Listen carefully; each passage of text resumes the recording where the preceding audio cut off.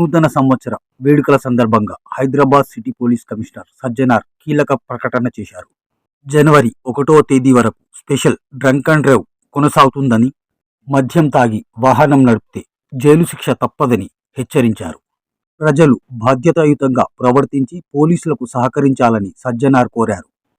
2025 వార్షిక నేరాల నివేదికను విడుదల చేసిన సిపి హైదరాబాద్ నగరంలో శాంతి భద్రతలు మెరుగుపడ్డాయని వివరించారు. గత ఏడాదితో పోలిస్తే 15% నేరాలు తగ్గాయని వెల్లడించారు. నిరంతరం నిఘా, పోలీస్ పెట్రోలింగ్, సాంకేతికత వల్లనే ఇది సాధ్యమైందని చెప్పారు.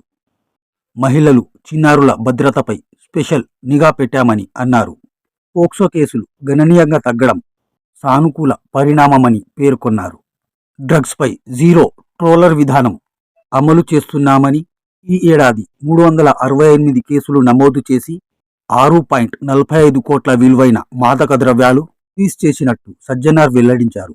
Bureau report, A24 news, Hyderabad.